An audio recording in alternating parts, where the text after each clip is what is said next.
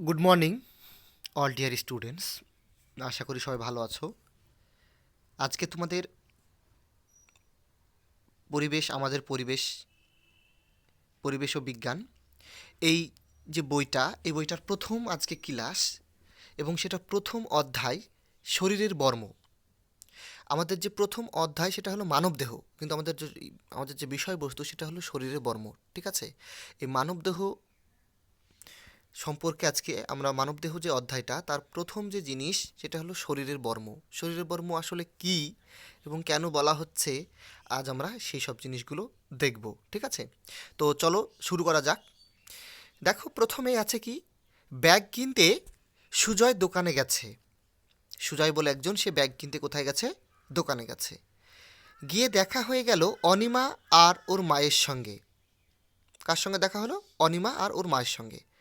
দোকানদার বলছেন, ব্যাগ, জুতো, বেল্ট সবই চামড়ার, তবে আজকাল চামড়ার অনেক বিকল্প ব্যবহার হচ্ছে। মানুষও চামড়ার ব্যবহার কমাচ্ছে। কেন কমাচ্ছে আমরা সেটা পরে দেখছি। হ্যাঁ, সবই জানবো আমরা আজকে। এবার অনিমা ব্যাগটা দেখিয়ে হাসতে হাসতে বলল, চামড়া এত পুরু হয়? অনিমা ব্যাগটাকে দেখলো, দেখে হাসছে, দিয়ে বলছে যে এত পুরু কেন, পুরু হয় কি? তখন পিছন থেকে সুজয় বলল, হ্যাঁ রে হয়, গন্ডারের চামড়া আরও পুরু। তাহলে আমরা কিন্তু অনেকেই জানি যে গন্ডারের চামড়া খুব মোটা হয়, খুব পুরু হয়। ঠিক আছে? মোটা মানে এখানে পুরু বোঝাচ্ছে। ঠিক আছে? আচ্ছা, তো তোমরা অনেকে দেখবে গন্ডারকে, অনেকে দেখেছো, আবার অনেকে এখনও দেখবে। ঠিক আছে? সে কিন্তু আসলে গন্ডার একটা প্রাণী, অনেকটা বড় প্রাণী। এক সিংহ থাকে, একটা শিং থাকে। হ্যাঁ, তো সেই প্রাণীটা কিন্তু খুব বড় হয় এবং খুব মানে মোটা হয়। হ্যাঁ, এবং তার চামড়াও কিন্তু খুব পুরু হয়, মানে খুবই মোটা হয়। হ্যাঁ, খুব মানে সহজেই কোনো কিছু ভেদ করতে পারে না, এইরকম ব্যাপার। তো দেখো তারপরে, যে পরদিন স্কুলে এরা ওসব বলল। দিদিমণি সব শুনে বললেন, জানো তো, একসময় চামড়ার অনেক রকম ব্যবহার হতো। পশুর চামড়া শুকিয়ে তাতে লিখত মানুষ। এটা কোন সময়ের কথা বলা হচ্ছে? অনেক আগের কথা বলা হচ্ছে। ঠিক আছে? চামড়ার পোশাক, জুতো ব্যবহার করত। জল নিয়ে যেতে চামড়ার তৈরি ব্যাগ ব্যবহার করত। তারপরে মানুষ বোঝে চামড়া বেশি ব্যবহারের বিপদ আছে। পশুরা তো মারা পড়েই, তার সঙ্গে চামড়ার বেশি ব্যবহারে পরিবেশ দূষিত হয়। চামড়া কারখানার নোংরা জলে পড়ে জল নষ্ট হয়। তাহলে দেখো, যে এই চামড়া যদি প্রচুর ব্যবহার হয়, তাহলে প্রচুর পশুকে হত্যা করতে হবে, এবং তারপরে সেই চামড়াটাকে ব্যবহারযোগ্য করে তুলতে হবে প্রতিটা জিনিসের জন্য। ঠিক আছে? তাহলে এতগুলো পশু যদি হত্যা হয়, তাহলে কি হবে? সমাজের একটা ক্ষতি। তারপরে আবার কি, যে একটা দুর্গন্ধ, একটা ব্যাপার আছে।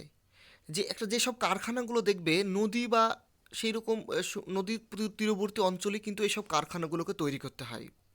তার কারণ প্রচুর এইসব চামড়াগুলোকে ধুতে, হ্যাঁ, ধোয়া পরিষ্কার করতে অনেক জলের প্রয়োজন হয়।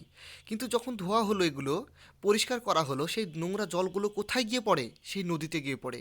এই নদীতে যেসব জলচর প্রাণীগুলো থাকে, বা নদীর জল অনেক পশুই কিন্তু পান করে, খায়, যেটা তোমাদের মানুষ অনেক নদী তীরবর্তী গ্রাম আছে, মানুষ আছে, তারাও কিন্তু এই নদীর জল পান করে। এক্ষেত্রে এইসব নোংরা জলগুলো তারা যদি খায়, বা সেই সব জলচর প্রাণী যারা আছে, তারা কিন্তু ধ্বংসপ্রাপ্ত হবে। আমাদের যে নদী, সমুদ্র বা নদীর যেখানে কারখানাগুলো থাকে, যে যেখান থেকে নোংরা জিনিসগুলো সেই কারখানার জলে গিয়ে মেশে, সেখানে কি হবে?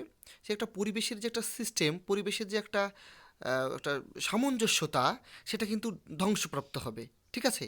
তাহলে কিন্তু এই চামড়ার ব্যবহার তাহলে আমাদেরকে অবশ্যই কমানো দরকার আছে, তাই না? তারপর দেখো, যে হাওয়ায় দুর্গন্ধ ছড়ায় চামড়ার কারখানা থেকে। এবার দেখো, বাতাসের ব্যাপারটা বলা হচ্ছে। হাওয়া মানে এখানে বাতাসের ব্যাপারটা কথা বলা হচ্ছে, যে ইয়ার। তো আমাদের বায়ুমণ্ডলে যে যে দুর্গন্ধটা ছড়াবে, এই দুর্গন্ধটা যদি ছড়ায়, তাহলে কি হবে? বায়ু দূষিত হবে।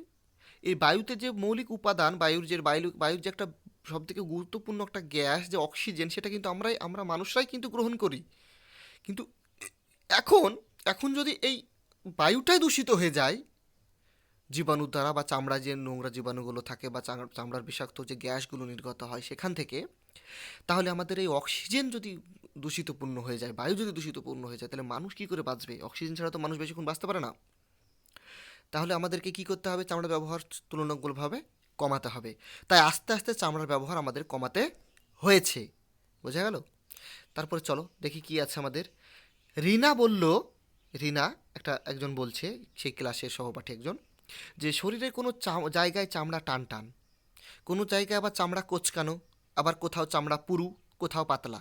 এটা আমাদের হিউম্যান বডিতে বা আমাদের মানব দেহের এই জিনিসটা আমরা দেখতে পাই। কোথাও টান টান আমাদের চামড়া, কোথাও কোঁচকানো। তোমরা লক্ষ্য করলে তোমাদের প্রত্যেকেই দেখতে পাবে যে প্রত্যেকটা মানুষেরই কোথাও না কোথাও চামড়া টান আছে, কোথাও কোঁচকানো আছে, বিভিন্ন রকমের যে পুরু আছে, এই জিনিসগুলো আছে। দিদিমণি জানতে চাইলেন, আমাদের শরীরের বর্ম কোনটা বলো তো? আমাদের যে আজকের বিষয়বস্তু বর্মর কথাটা আমি প্রথমেই বললাম, সে বর্ম তাহলে কোনটা দিদিমণি জানতে চাইছে। সুজয় বলে উঠল, আমাদের চামড়া। ঠিক বলেছ, চামড়া বা ত্বক। আসলে চামড়া, এতক্ষণ আমরা চামড়া চামড়া বলছিলাম, আসলে চামড়ারই আর একটা জিনিস হলো আমাদের শরীরের ত্বক, বা প্রত্যেকটা পশুরই কিন্তু ত্বককেই চামড়া বলা হয়। তার নিচে শরীরের সব কিছু। তোমাদের এখান থেকে একটা প্রশ্ন আসতে পারে, ঠিক আছে, যে শরীরের বর্ম বলতে কাকে বোঝানো হয়? তো আমরা লিখব কি, ত্বক যদি থাকে ত্বক, আর যদি চামড়া থাকে তাহলে চামড়া। ঠিক আছে, শূন্যস্থান যদি পূরণ হয় তাও কিন্তু ত্বক বা চামড়াটা আমাদেরকে মনে রাখতে হবে। ঠিক আছে, আচ্ছা। তার নিচে শরীরের সব কিছু, মাংসপেশি, নার্ভ, শিরা, ধমনী। ঠিক আছে, আচ্ছা। পরাণ বলল, দিদি বর্ম কেন বলবো? তাই তো, বর্ম কেন বলবো? ভালো প্রশ্ন, খুব সুন্দর প্রশ্ন। তো সুজয় বোঝালো, আঘাত থেকে বাঁচায় বর্ম, ত্বকও তেমনই। বোঝা গেল যে আঘাত থেকে আমাদের বর্ম বাঁচাচ্ছে। বর্ম আসলে যুদ্ধবিদ্যায় যুদ্ধবিদ্যায় ব্যবহার হতো। ঠিক আছে, তার জন্য যখন এই বর্মটা মানুষকে আঘাত থেকে বাঁচাতো, তার জন্য এটাকে বলা হচ্ছে বর্ম। ঠিক আছে, বাইরের আঘাত ও সূর্যের আলোর অদৃশ্য অতিবেগুনি রশ্মি থেকে বাঁচায়।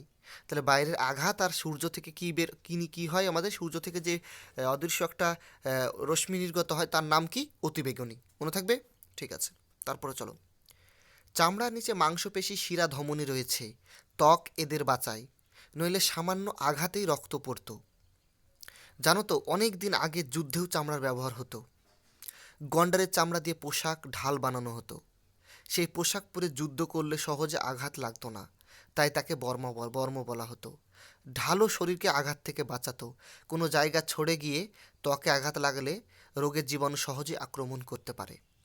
তাহলে চামড়ার নিচে আমাদের কি কি আছে? প্রথমত মাংসপেশি, শিরা এবং ধমনী রয়েছে। ঠিক আছে, এগুলোকে রক্ষা করছে কে? এগুলোকে রক্ষা করছে আমাদের ত্বক বা চামড়া। নইলে কি হতো? আঘাত পেলেই রক্ত পড়তো। ঠিক আছে, তারপরে দেখো যুদ্ধের ক্ষেত্রে ব্যবহার হতো। তাহলে যুদ্ধের ক্ষেত্রে কিভাবে ব্যবহার হতো? এই চামড়া দিয়ে পোশাক তৈরি করা হতো। আমরা আগে দেখলাম বা জানলাম যে গন্ডারের চামড়া খুব পুরু, সেই চামড়া দিয়ে যদি আমরা পোশাক বানাই, সেই পোশাককে ভেদ করতে গেলে যে কোনো জিনিস সহজে ভেদ করতে পারবে না। তার জন্য সেই চামড়া দিয়ে পোশাক বা ঢাল বানানো হতো। সেই পোশাক পরে যুদ্ধ করলে সহজে আঘাতও লাগতো না, তাই তাকে বর্ম বলা হতো। ঠিক আছে, তাহলে আর ঢালও কিন্তু শরীরকে আমাদেরকে বাঁচাতো। আবার কোথাও কোনো জায়গায় যদি কেটে যায়, ছড়ে যাওয়া মানে এখানে কেটে যাওয়া বা আঘাত বা আঁচড়ে যাওয়া এরকম কিছু, সেই ক্ষেত্রে কিন্তু জীবাণুগুলো সহজে সেই জায়গাতে অ্যাটাক করে, আমরা দেখেছি, ইনফেকশন ধরে যায় আমাদের, তাই না? তো এটাই ঘটে যদি কোনোভাবে কোনো জায়গায় যদি আমাদের আঘাত লাগে বা কেটে যায়। ঠিক আছে, কিন্তু এইসব চামড়াগুলো যদি ব্যবহার করতাম আমরা, করা যেত, তাহলে কিন্তু এগুলো হওয়ার সম্ভাবনা খুব কম। ঠিক আছে, চলো তারপরে। মিনা বলল, শিরা ধমনী সব নলের মতো, তাই না? রফিক নিজের হাত দুটো উপুড় করে মিনাকে দেখালো, বলল, এই দেখ কীরকম নল দেখা যাচ্ছে। চামড়া নিচে ফুলে রয়েছে নলগুলো, শাখাও রয়েছে। এগুলো শিরা না ধমনী? ওগুলো শিরা।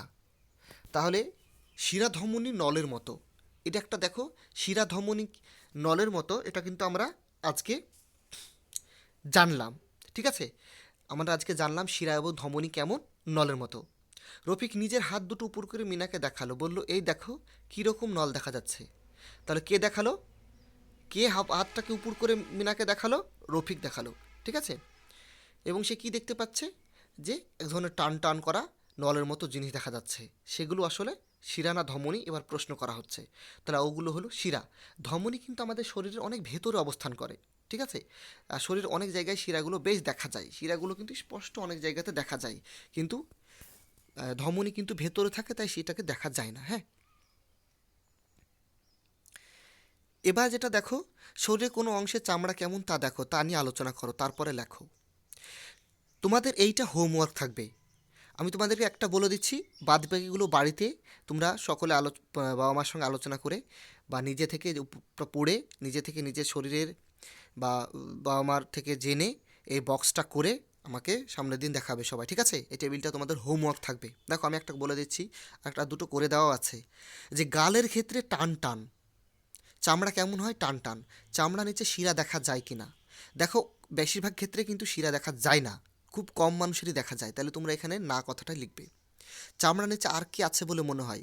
আমাদের এই গালের নিচে, সাধারণত এই গালের ক্ষেত্রে চামড়ার নিচে মাংসপেশি আছে, তারপরে আমাদের মাংসপেশির পরে বিভিন্ন গ্রন্থি আছে, তারপর আমাদের দাঁত আছে, তারপর মুখগহ্বর আছে, ঠিক আছে? তো আমরা লিখবো মাংসপেশি, ঠিক আছে? এইরকমভাবে তোমরা গলার ক্ষেত্রে দেখা যায় কি না, হ্যাঁ, তারপরে কেমন হয় সেটা, হাতের ক্ষেত্রে কেমন হয়, এইটা করে আমাকে সামনের দিন তোমরা হোমওয়ার্ক হিসেবে দেখাবে, ঠিক আছে? আচ্ছা, তো আজকে তোমাদের এই পর্যন্তই। ভালোভাবে থাকো আর মন দিয়ে পড়াশোনা করো, ঠিক আছে?